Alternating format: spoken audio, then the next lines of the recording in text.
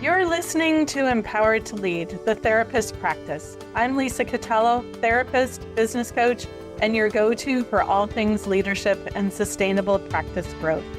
This is your space for real talk, smart strategies, and grounded support to help you lead with confidence, work with intention, and build a business that actually works for you.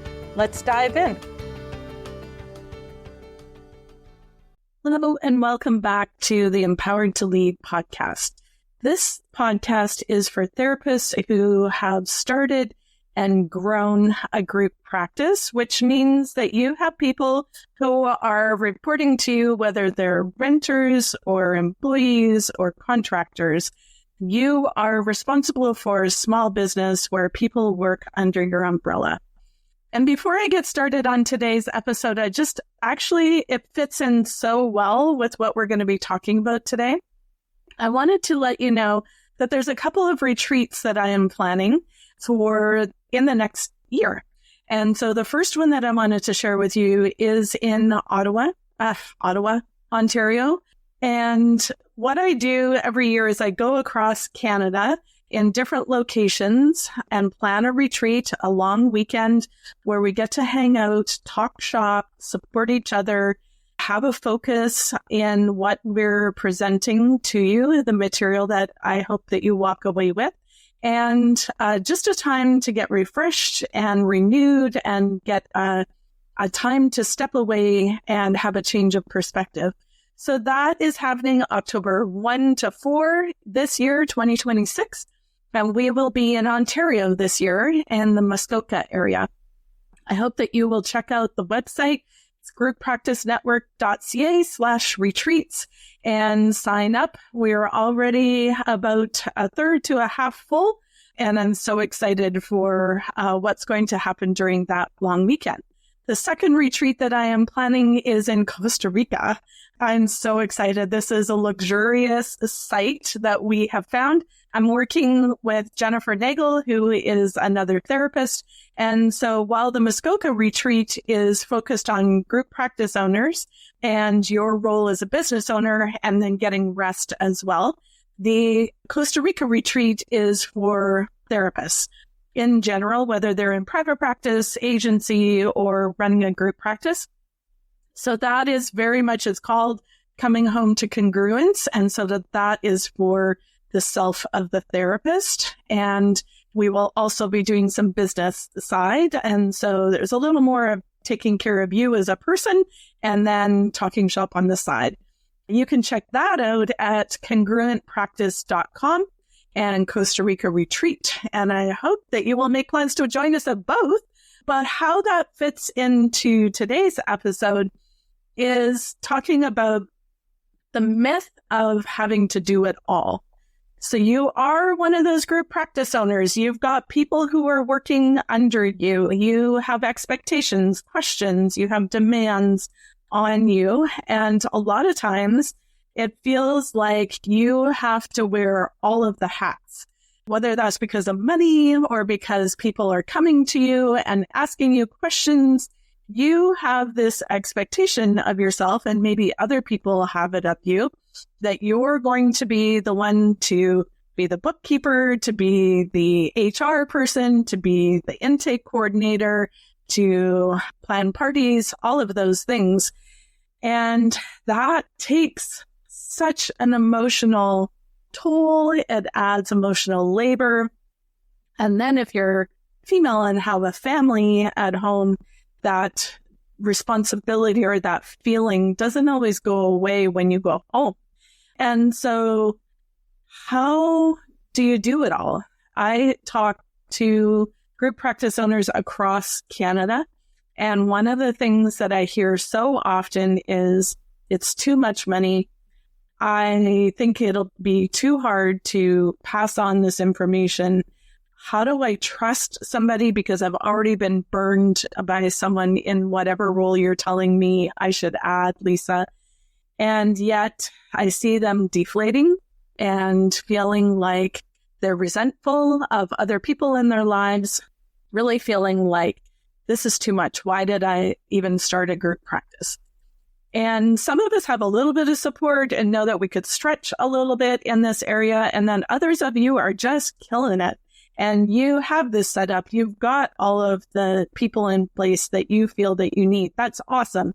Share that information and share how you did that with the people around you so that they can be encouraged to take that step. This episode is for those who do not have any support or enough support in place. So let's redefine or define what support means. Usually when I talk to a group practice owner or a small business owner, when I talk about what kind of support do you have, they automatically go to, well, I can't afford admin, or I've got this admin person in place. So yes, that is part of support as a group practice owner. That is not the only avenue or area that I'm talking about here today. So we're talking emotional support. And this is something that I pushed away for way too long, the emotional support. I ended up being burnt out a couple of years ago. I carried everything, all the responsibility for my team.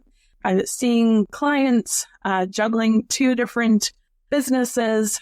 I was going through the demise of a marriage and did not have enough people in my life that I opened up to or got that emotional support from. And I think it's an area that I hear a lot of group practice owners, not maybe neglecting is too strong of a word, but it's not something that you think about necessarily when you think about being a group practice owner. But let's think about some of the things that are emotional that I hear in my Facebook group and in the coaching that I do. Somebody left and it really hurt. I'm really angry either because they took clients or I thought that we were closed or I worked so hard. Is this worth it? I'm mad, I'm sad, I'm hurt. So there's emotion. Or the element of I feel less than, or I feel imposter syndrome in this area. And so it's kind of driving me down and I'm not walking forward as confidently or as empowered as I would like to as a leader of this business. Another area that you want to think of support in is strategic. What is my strategy? So you started a group practice. It was so exciting. You knew all the systems you wanted to have in place. You knew the core values that you wanted. And then you get down to, okay, so now I need to do marketing. I don't like being in front of a camera, or I don't like cold calls. I don't even know what a plan looks like. And so you need strategic support. Operational support would be some of the admin side of things, an intake coordinator or office person, virtual assistant, whatever term that might be. And then as you grow, I would say around 8 to 10 therapists, you're probably going to want to start to think about somebody being a co-leader or taking off some more out of the load that you carry. And so that could be a clinical director, it could be an operations manager, it could be adding more onto your admin person's role, looking at the operations, bookkeeper, accountant, all of those kinds of things. Personal support. Are you getting out? Are you having a life outside of business? Who is in your corner? So the emotional support can be tied to this, but where are you getting a bit of a break? Who have you got to make you laugh or to hold you accountable? And the personal side also goes to who do you have for clinical supervision and who do you have cheering you on, whether it's a coach like me or a mentor that you have in place. No leader grows without support. And you are the only one that knows where you are really lacking in that area. You might feel like you're kind of blind and not really sure which area to start with. So we're going to talk a little bit about that today. And if you want more support in that, our next episode is going to be a little more practical, an exercise in determining some of those areas, and talk to somebody that's close to you. Where do you think I need some support? What am I complaining about the most? Where do you think I should reach out? Why does support feel so hard for some of us to reach out and do? So we have identified that you need support. you have identified a couple of areas maybe where you can really beef that up or start to get support, but it just feels so hard. So I alluded to it before. There's a bunch of different reasons, and for you, it's going to sound a little bit differently than the examples that I'm going to share, but let's talk about it. So control. This is a big one. So you have created this business. You have created the structure. You know the systems. You know where this is kept. You know how you want clients to experience your business. You know the wording that you want in your social media. And so to give up that control feels terrifying. And terrifying might be a stronger word than you might use, but really it comes down to that. And in that, now how do I trust whoever it is that I'm going to give this stuff over to? How do I trust somebody to honor that, to keep going with the quality that I want, with the wording that I want? It's scary to hand over trust. Another reason that you might hold back from getting support, or why it might feel hard, is that you feel guilty about money. And so you've got this business that's bringing in money and you're covering your costs. And so to think about stretching a little bit more in order to cover somebody's salary or somebody's pay, it just feels like, how can I do that? Or I based my split on this and what I was offering, and now how do I make this work in order to bring someone in? Or another one that I will hear is, so they don't actually make my company money. So how do I justify the need for adding support? Another one that I hear, objection or struggling with why this feels hard to do, is it's just faster if I do it. If I tell them it's going to take us 2 months to figure out exactly the process of doing this, just faster if I do it. So let me give you an example. I am right now in the process of fine-tuning some coaching packages for my coaching business. And I was like, I'll just do it. Melissa's on mat leave. And then realizing, partly because I knew I was going to be talking to you guys, but also just the capacity that I had, the frustration that it was causing me, Melissa was willing to help me out with a couple of things. And she's so much faster and so much clearer. And it is taking more time. I could have just gone in and done it. It will be done better by somebody else. So challenge that thinking if that's one of the areas that you feel like it's hard to add support. One of the ones that you might have to work through a little bit more is that you feel undeserving of help. So sometimes that wording is, well, like, I have done it. Everybody wants to come to me. So I need to be the person that is the point of contact, that is the person who triages client inquiries, the person who is the point person for my clinicians. And if I don't do it, what is my worth? Who am I? What is my identity? What are other people going to think if I reach out and say, I need help, this is too much? So those can be some things to work through as you think about, why am I not reaching out for support? Here are some signs that you might need some support or some more support. So some of that we just talked about would be mindset. And then when you're like, one of the suggestions that I gave is like, ask your friends or family, where do you think I need support?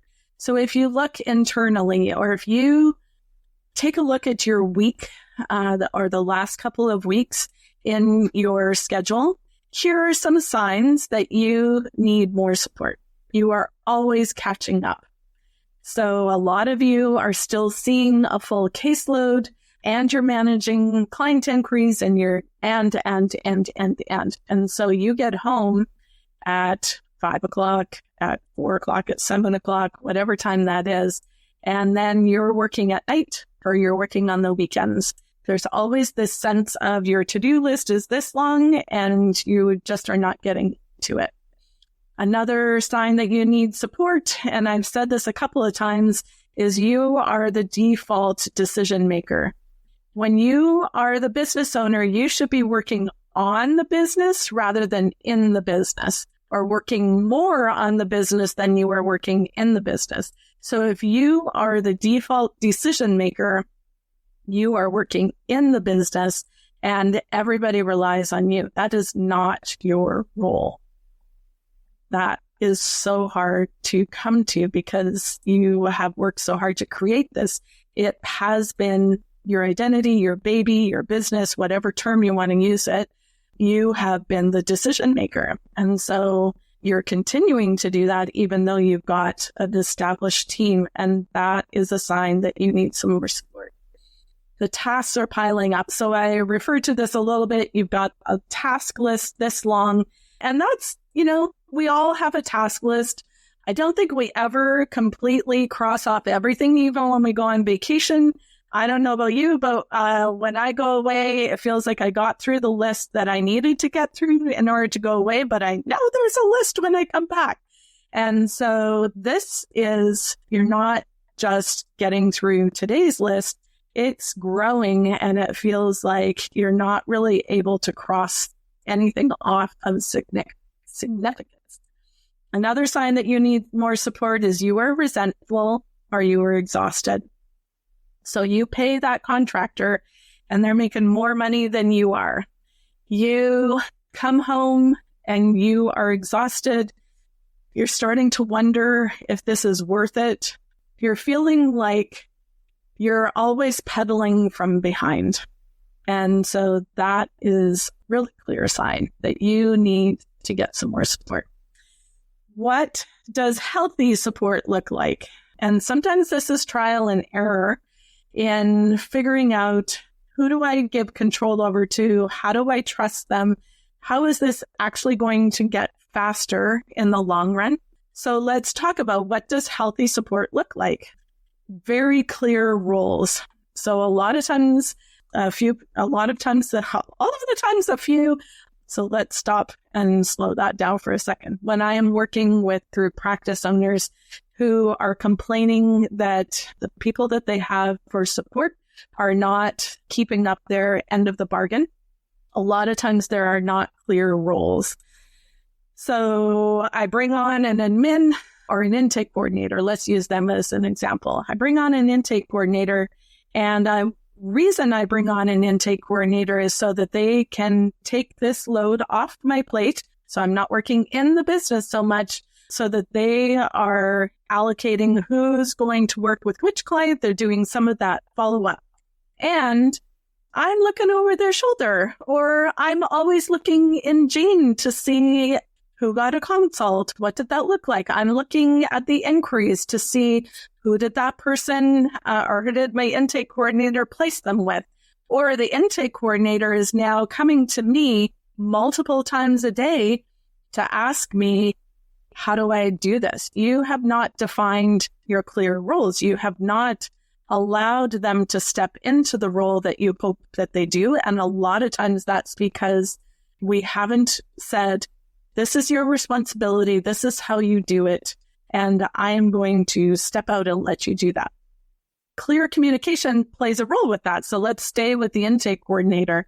If I have clear roles and, the job description looks good, the SOPs are there and all of that, but I am frustrated with the way that they're doing it, or I've realized, actually, I really want to tweak this. And so now I'm getting frustrated because they're not doing it the way that I want them to, or I feel out of the loop. So I hear this a lot too. So as a group practice owner, now I've handed this over, but I don't know what's going on. And so many of you, and I don't understand this, maybe it's because of me and my love language is quality time, or just my age. I remember the first time I had to send an email, and rather than go to somebody's desk. Communication is huge. Meetings are important, not meetings just to have a meeting. But if you sit down with people who are under you, who are supporting you. So with your intake coordinator, if you met with them once a week, half an hour, let's say, they knew that they had your time for that half hour, for an hour. They could save their questions for that time. You could talk through some of the areas that they're confused on. You can have that clarity in their roles, and you can find out how they're doing. You can have clear communication.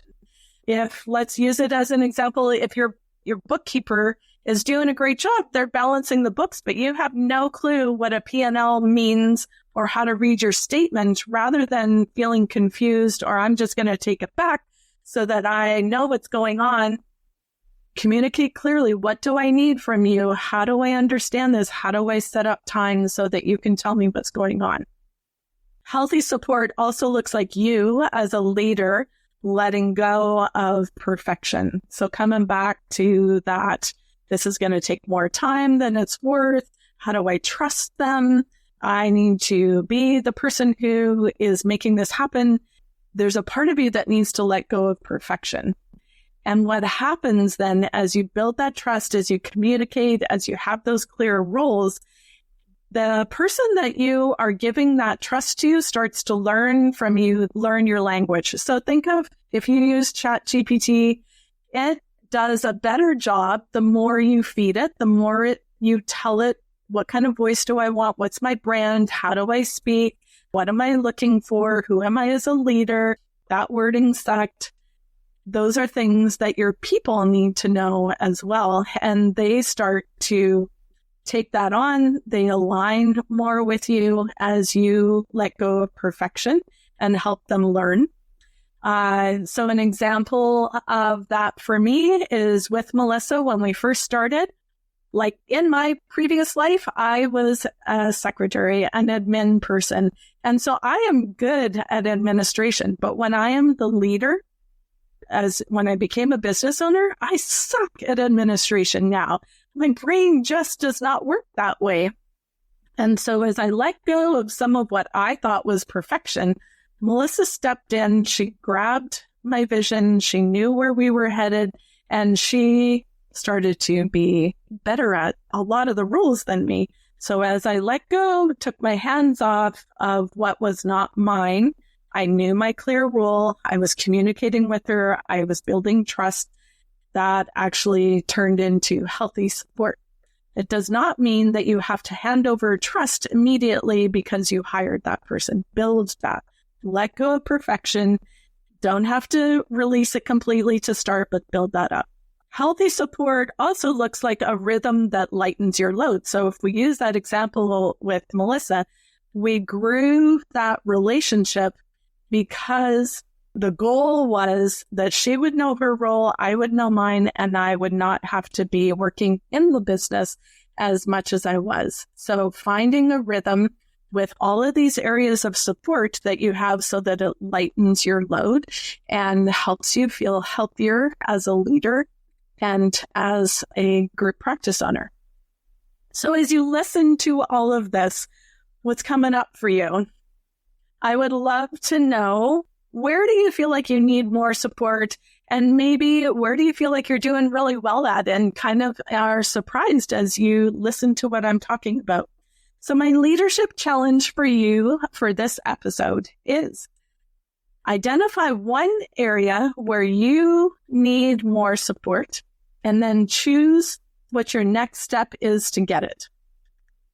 And send me an email when you decide what that is. I would love to hear from you and hear how that goes for you, or if I can help you in any way. I would love to be one of those people that is supporting you, that helps you excel at this role of group practice owner, of being an empowered leader.